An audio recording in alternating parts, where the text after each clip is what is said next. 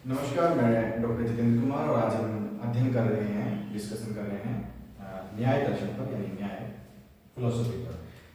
न्याय दर्शन भारतीय संदर्शनों में से एक दर्शन है और जिसके प्रतिपादक हैं महर्षि गौतम, जिन्हें अक्षपाद के नाम से भी जाना जाता है।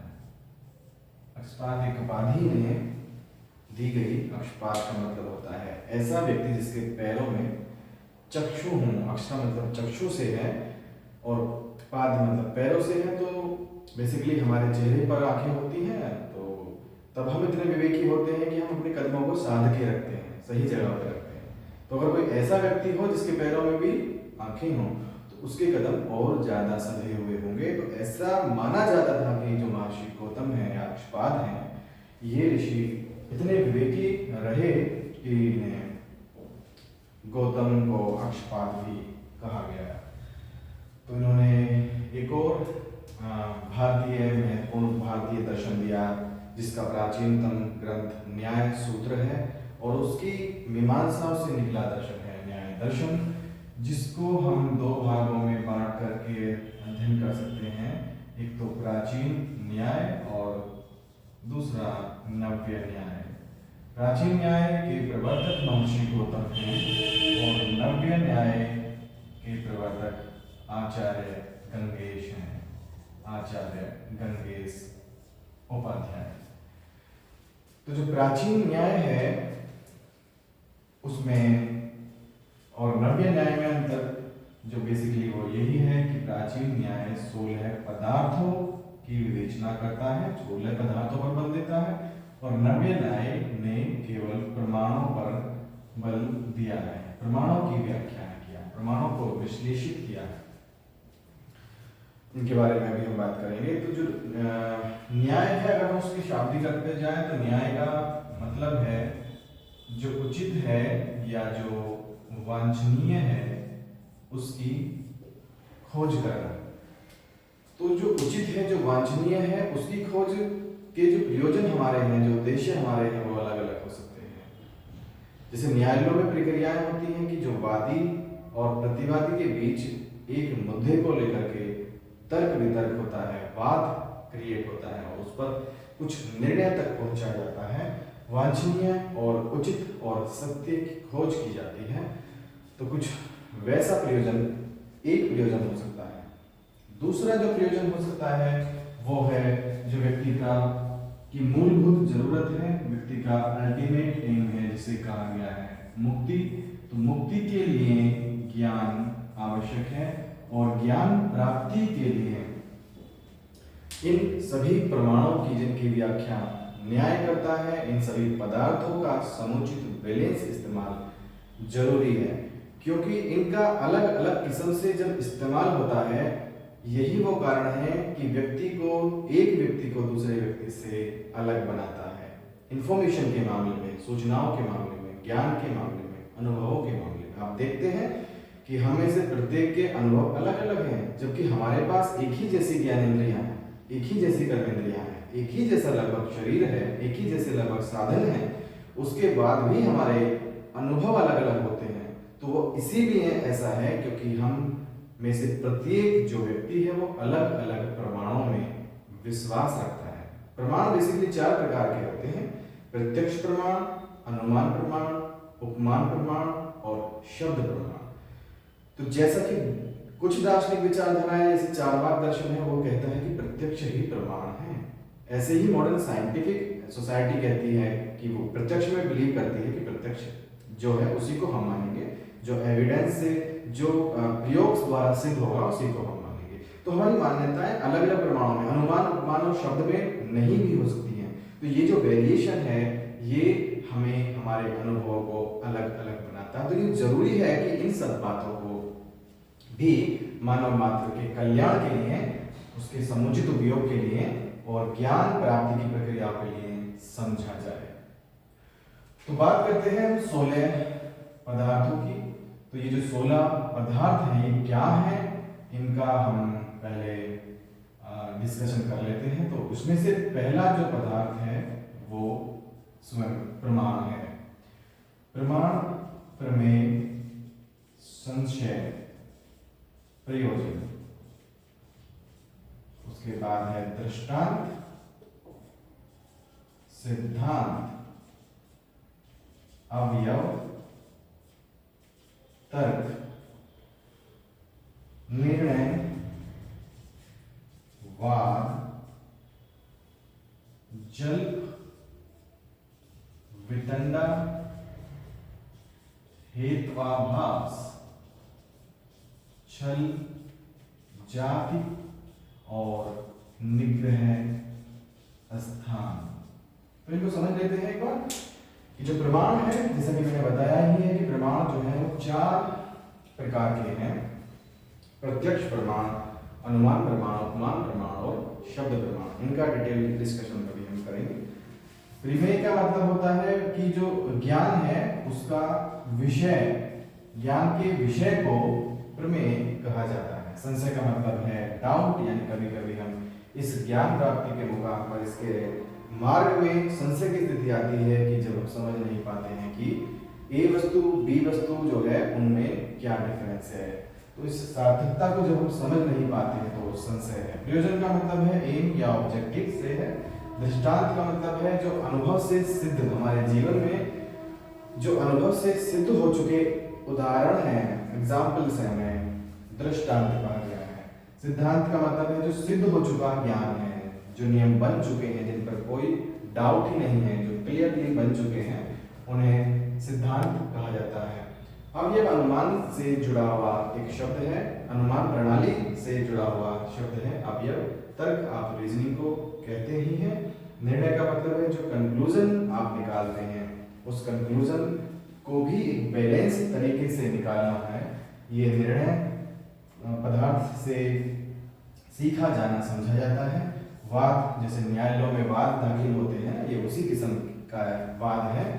और जल्प का मतलब होता है तकरार, यानी कि जो शास्त्रार्थ होते थे जैसे पहले, तो ऐसे ही तकरार, विचार विमर्श, विचारों का आदान प्रदान। वितंडा का भी मतलब ऐसा ही कुछ है, तकरार यानी कि विचारों का इसमें शास्त्रार्थ होता है, लेकिन इसमें जो विचारों का शास्त्रार्थ है, जो तकरार है, जो जिरह हो रही है, वो जो प्रतिवादी है उसमें दोष ढूंढने के लिए होती है। तो ये वितंडा है। हेत्वाभास का मतलब होता है हेतु का गलत आभास। तो जो हेतु होता है वो अनुमान का एक एलिमेंट होता है। अनुमान जो है वो हेतु के आधार पर ही लगाया जाता है। तो हेतु जो है अनुमान का एक आधार है, तो अगर आधार ही गलत हो तो अनुमान स्वयं गलत हो जाता है। तो हेत्वाभास का मतलब है हेतु का गलत हो जाना, गलत आभास होना। छल का मतलब होता है कि जो आपने कहा उसके अर्थ को गलत इंटरप्रेट कर देना, गलत मैनिपुलेट कर देना, छल है। जाति का मतलब समानता या असमानता को देख करके किसी निष्कर्ष पर पहुंच जाना, जाति के दायरे में आता है। और निग्रह स्थान का मतलब होता है पॉइंट ऑफ डिफीट, यानी जहां पर व्यक्ति हार मानता है। इस शास्त्रार्थ की प्रक्रिया में जहां पर व्यक्ति हार मानता है वो निग्रह स्थान है। तो जो हमारे अलग अलग एक्सपीरियंसेस हैं वो इन्हीं प्रमाणों की, इन्हीं पदार्थों की अलग अलग विवेचनाओं से, अलग अलग उपयोग से ही हमारे जीवन में वो जो डिफरेंशिएशन है वो पैदा होता है। तो ये फंडामेंटल्स को समझने के लिए, न्याय दर्शन के लिए ये जरूरी है कि इन षोडश पदार्थों को, उनके उपयोग को समझा जाए। अगर बात की जाए कि न्याय दर्शन ने कैसी मेटाफिजिकल एजम्पशंस दी हैं, क्या तत्व मीमांसा है न्याय दर्शन की, तो हम पाते हैं कि न्याय दर्शन एक ईश्वरवादी दर्शन है जो ईश्वर को मानता है। यानी कि जो सृष्टि है, जो कि कोज है, जो कि इफेक्ट है, यानी कि कार्य है, और हर कार्य का क्योंकि एक कारण होता है, तो जो न्याय फिलोसफी है वो मानती है कि सृष्टि का जो निमित्त कारण है, यानी कोज है, वो ईश्वर स्वयं है। जो परम तत्व है वो ईश्वर है, और जो उपादान कारण है, जो मेटेरियलिस्टिक कोज है, वो पदार्थ है। तो यानी ईश्वर ने इस सृष्टि का जो निर्माण किया है वो पदार्थों की सहायता से किया है। तो महर्षि गौतम, अक्षपाद ने ये माना है कि जो सृष्टि है, जैसे कि आधुनिक वैज्ञानिक असम्पशंस हैं, मान्यताएं हैं, थियरीज हैं, एविडेंस है कि ये जो सृष्टि है ये छोटे छोटे कणों से परमाणु या अणु जिन्हें कहा जाता है उनसे मिलकर के बनी होती है। तो महर्षि गौतम की कुछ ऐसी ही तत्व मीमांसा है। ज्ञान मीमांसा की अगर बात की जाए, ज्ञान मीमांसा की बात की जाए तो ज्ञान मीमांसा के लिए न्याय दर्शन फेमस है। ज्ञान मीमांसा महत्वपूर्ण है न्याय दर्शन की। तो ये जो ज्ञान है अकॉर्डिंग टू न्याय फिलोसफी दो प्रकार का होता है। पहला ज्ञान न्याय ने अनुभव ज्ञान को कहा है और दूसरा ज्ञान स्मृति ज्ञान को कहा है। नाम से ही स्पष्ट है कि जो ज्ञान अनुभव से आता हो, लर्निंग बाय डूइंग और लर्निंग बाय एक्सपेरिमेंट्स, जो ज्ञान इस तरह से प्राप्त हुआ है उसे अनुभव ज्ञान कहते हैं। और इसके विपरीत जो स्मृति यानी जो मेमोरी बेस्ड ज्ञान है, जो रोटिंग क्रेविंग पर आधारित ज्ञान है, उसे स्मृति ज्ञान माना गया है। तो वही अनुभव ज्ञान जो है उसे भी दो भागों में बांटा गया हम कह सकते हैं। पहला ज्ञान है इसमें प्रमा ज्ञान और दूसरा ज्ञान है न्याय का अप्रमा ज्ञान। तो प्रमा ज्ञान वह ज्ञान होता है जिसमें प्रमाणों पर बल दिया जाता है, जिसकी उपलब्धि प्रमाणों की सहायता से होती है और वो ज्यादा सिद्ध ज्ञान है, इसलिए इसे यथार्थ ज्ञान कहा जाए तो ये गलत नहीं होगा। यथार्थ ज्ञान। वहीं अगर प्रमा को अयथार्थ ज्ञान कहा जाए तो ये भी सही है। तो प्रमा जो ज्ञान है वो चार प्रकार का होता है, क्योंकि चार प्रमाण होते हैं। हम इसका डिस्कशन कर ही चुके हैं। चार प्रमाण हैं प्रत्यक्ष, अनुमान, उपमान और शब्द। ये चार प्रमाण होते हैं। तो इन्हीं प्रमाणों के आधार पर चार प्रकार का ज्ञान है। जो ज्ञान प्रत्यक्ष रूप से प्राप्त हो सकता है उसे प्रत्यक्ष ज्ञान कहा जाता है। प्रत्यक्ष ज्ञान का सबसे ज्यादा रिलायबल ज्ञान है। जो ज्ञान अनुमान से प्राप्त होता है उसे हम अनुमिति ज्ञान, न्याय दर्शन अनुमिति ज्ञान कहता है। जो ज्ञान उपमान से प्राप्त हो उसे उपमिति और जो ज्ञान शब्द से प्राप्त हो उसे शाब्द ज्ञान कहा जाता है। तो प्रत्यक्ष तो जो रियल एंड डायरेक्ट एक्सपीरियंसेस से जो ज्ञान प्राप्त होता है उसे प्रत्यक्ष ज्ञान कहते हैं। अनुमान भी ज्ञान प्राप्ति का एक प्रमाण बताया गया है, विधि बताई गई है। जैसे कोई पर्वत है, उसके पीछे धुआं है, तो हम इस बात का अनुमान लगा सकते हैं इस हेतु के आधार पर कि पर्वत के पीछे धुआं है तो जरूर पर्वत के पीछे अग्नि होगी। तो जब हम किसी ज्ञात के आधार पर किसी अज्ञात का अनुमान लगाते हैं, उससे जो ज्ञान प्राप्त होता है उसे अनुमिति ज्ञान कह सकते हैं। वहीं जो उपमान है, उपमान का मतलब होता है एनालॉजी से, यानी सादृश्यता से। तो जो एक जगह कोई घटना घटी तो उसके जैसी जब दूसरी घटना दूसरी जगह पे घटेगी तो हम उस सादृश्यता का पालन करते हुए एक निष्कर्ष पर पहुंचते हैं। इसे उपमान से प्राप्त किया हुआ ज्ञान यानी उपमिति ज्ञान माना गया है।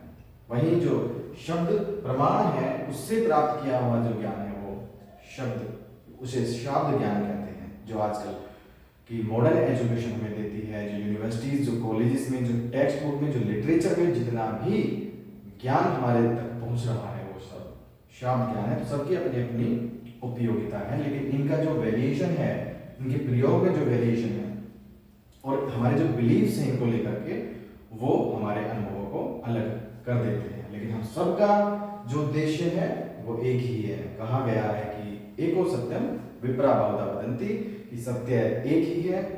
विद्वानों ने उसे अलग अलग प्रकार से कह दिया है। इसी तरह से हम अगर देखें तो अप्रमा ज्ञान भी तीन प्रकार का बताया गया है, जिनमें से एक है संशय, दूसरा विपर्णय और तीसरा तर्क से प्राप्त ज्ञान होता है। तो संशय का मतलब है, जैसा कि नाम से ही स्पष्ट है, कि हम क्लियर नहीं कर पा रहे हैं कि दो वस्तुएं हैं तो उनमें हमें संशय है, हमें डाउट है। हम सांप को रस्सी मान लेते हैं और रस्सी को सांप मान लेते हैं। अभी हमें इस संशयपूर्ण परिस्थिति से निकल ही नहीं पा रहे हैं। तो दो चीजों में लेकर के कंफ्यूजन जब स्थापित हो रहा है तो उस तरह का जो ज्ञान होता है उसे अप्रमा ज्ञान कहते हैं, संशय ज्ञान कहते हैं। वहीं विपर्णय का मतलब होता है कि एक चीज थी लेकिन उसे दूसरी समझ लिया गया, वो है ही नहीं जो उसे समझ लिया गया। सांप था लेकिन उसकी एनालॉजी के आधार पर उसे हमने या उसकी विशेषताओं के आधार पर उसे हमने रस्सी समझ लिया, या रस्सी थी लेकिन उसे सांप समझ लिया गया। ये विपर्णय है, भ्रम की स्थिति पैदा हो जाना विपर्णय है। वहीं जो तर्क से जो प्राप्त किया गया ज्ञान होता है वो भी अप्रमा यानी अयथार्थ ज्ञान की श्रेणी में न्याय फिलोसोफर्स ने रखा है। तो जो ज्ञान मीमांसा है उसको लेकर न्याय काफी प्रचलित है, काफी प्रसिद्ध है। और जो ज्ञान है वो, जैसा कि हम बार बार कह ही रहे हैं कि जो ज्ञान है वो मुक्ति का साधन है। तो जो न्याय दर्शन है उसकी मूल्य मीमांसा की तरफ अगर बढ़ा जाए तो मानव मात्र का ध्येय है मुक्ति प्राप्त करना, यानी कि जो आत्मा है, क्योंकि जीव को एक आत्माधारी प्राणी माना ही गया है न्याय में भी, तो जो आत्मा है वो ईश्वर का एक अंश है, ईश्वर का एक तत्व है। इस बात को जान लेना, अपने सेल्फ को जान लेना। तो जो सेल्फ एक्चुअलाइजेशन है, जो आत्मानुभूति है, वो मानव का अल्टीमेट एम है। और उस एम के लिए जरूरी है ज्ञान की इस प्रक्रिया को समझना। तो ये आचार मीमांसा का अध्ययन कर लेने के बाद हम अगर बात करें कि एजुकेशन में क्या इम्प्लीकेशंस होंगे, एक कैसी शिक्षा प्रणाली न्याय दर्शन हमें दे सकता है। तो न्याय ने माना है कि शिक्षा वही है जो व्यक्ति को, जो मानव मात्र को, जो जीव को, प्राणी को मुक्ति की तरफ ले जाए। तो शिक्षा मुक्ति की तरफ ले जाने वाली एक प्रक्रिया है, जैसा कि अन्य दर्शनों ने भी कहा है, वेदांत और सांख्य ने भी कहा है। तो शिक्षा मुक्ति की ओर ले जाती है, इसमें कोई संशय की स्थिति है ही नहीं।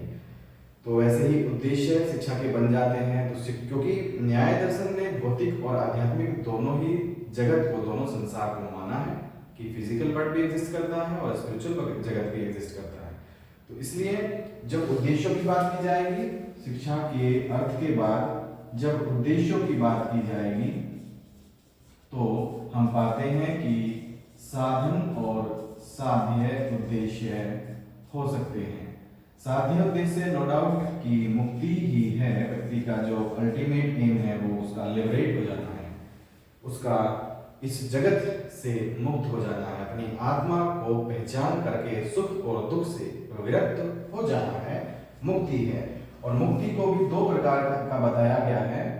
एक जो मुक्ति है उसे जीवन मुक्ति कहा गया है, और दूसरी जो मुक्ति है उसे विदेही मुक्ति कहा गया है। तो जीवन मुक्ति का मतलब है जब जीते जी प्राणी सुख दुख से ऊपर उठ के अपनी आत्मा के आदेश का अनुपालन करने लगता है। मन, अहंकार और बुद्धि के आदेश का नहीं, आत्मा के आदेश का अनुपालन करता है, तो वो जीवन मुक्ति है।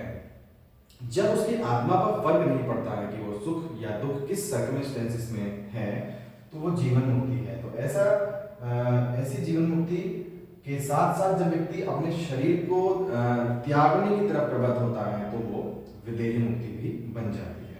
तो ये मुक्ति ही मानव मात्र का साध्य उद्देश्य है। लेकिन ये साध्य उद्देश्य कब पूरा होगा? जब हम इस जीवन को, इस सांसारिक जीवन को सही तरीके से, समायोजित तरीके से जिएंगे, जीने की कला सीखेंगे। तो उसके लिए जरूरी है कि हम शारीरिक रूप से भी डेवलप हों, हमारे मनस का भी उचित विकास हो, हमारी आत्मा का भी, हमारे अहम का भी उचित विकास हो, हमारा बौद्धिक विकास भी हो, हमारा मानसिक विकास भी हो, हमारा शारीरिक विकास भी हो, हमारा नैतिक चारित्रिक विकास हो।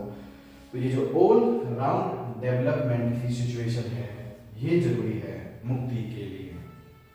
वहीं अगर बात की जाए कि न्याय दर्शन किस तरह से शिक्षण विधियों को विवेचित करता है, कैसी शिक्षण विधियों को धारण करने के लिए, एक शिक्षा प्रणाली के लिए कहेगा, तो उसके लिए ये साइंटिफिक अप्रोच जो है कि जो प्रत्यक्ष विधि है, अनुमान विधि है, उपमान और शब्द विधि है, इनका बैलेंस इस्तेमाल शिक्षण प्रक्रिया में हो सकता है। तो चाहे साइंटिफिक सब्जेक्ट्स हो, चाहे सोशल साइंसेस हो, चाहे भाषा हो, सभी के लिए अगर हम प्रत्यक्ष, अनुमान, उपमान और शब्द विधि का अनुपालन करेंगे, सही तरीके से अनुपालन करेंगे, विद्यार्थी को सिखाएंगे, तो ये बेहतर होगा ज्ञान की इस यात्रा में।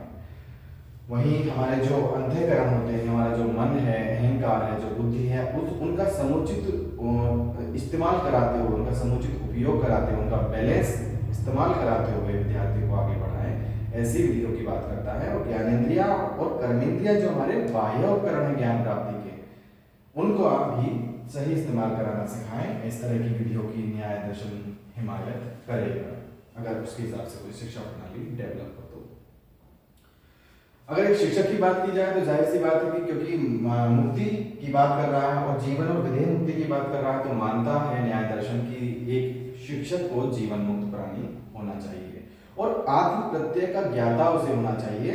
यानी जो आत्मा है वो उस आत्मा अनुभूति के स्तर तक पहुंचा हो, उसकी अवस्था तक वो पहुंच चुका हो, ऐसा शिक्षक होना चाहिए, ताकि वो छात्र जो कि ज्ञान की इच्छा रखने वाला मानव मात्र है, प्राणी है, जीव है, तो उसकी ज्ञान प्राप्ति की आवश्यकता को वो पूरा करे। और छात्र को होना चाहिए कि वो एक नैतिक आचरण का पालन करे। और इसके लिए अगर योग साधन मार्ग की यम नियम आसन और प्राणायाम, वैसे तो प्रत्याहार धारणा ध्यान और समाधि भी है, लेकिन अगर यम नियम आसन प्राणायाम तक का भी उचित इस्तेमाल छात्र करे तो वो ज्ञान प्राप्ति के लिए बेहतर बताया है अकॉर्डिंग टू न्याय फिलोसफी और अक्षपाद महर्षि गौतम। इसी तरह से अनुशासन की बात की गई है, तो जो सेल्फ अनुशासन है, जो प्रभावात्मक अनुशासन है, उसकी बात की गई है। और जो योगा की जो अष्टांगिक क्रियाएं जब उनका पालन किया जाएगा तो एक अनुशासन डेवलप होगा। तो जो ज्ञानेंद्रियां हैं उनका इस वस्तु जगत से जो कांटेक्ट है वो सामंजस्यपूर्ण होगा, क्योंकि जो ज्ञान की प्रक्रिया है वो वस्तु जगत से ही इंद्रियों के संसर्ग होने पर विकसित होती है। क्योंकि वस्तु जगत के संपर्क में सबसे पहले हमारी इंद्रियां आती हैं, ज्ञान इंद्रियां आती हैं, और इंद्रियों से ज्ञान मन, और मन से ज्ञान अहंकार, और अहंकार से ज्ञान बुद्धि, और बुद्धि से ज्ञान आत्मा में पहुंचता है।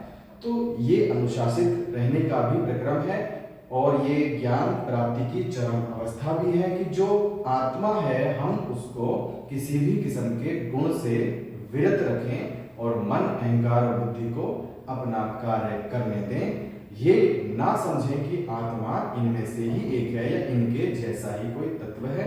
आत्मा एक प्योर कॉन्शियसनेस है, ये समझना ही मुक्ति है। यही विद्यार्थी को भी सिखाना है और यही शिक्षक को भी स्पष्ट और अपने जीवन में सिद्ध होना चाहिए। विद्यालय की बात की जाए तो विद्यालय प्रकृति के प्रांगण में होने चाहिए, कोलाहल से दूर शांत सुरम्य वातावरण में होने चाहिए, जहां ये इन प्रक्रियाओं पर दक्षता प्राप्त की जा सके। So I think this is all about न्यायिक philosophy of Acharya Maharshi Vedanta.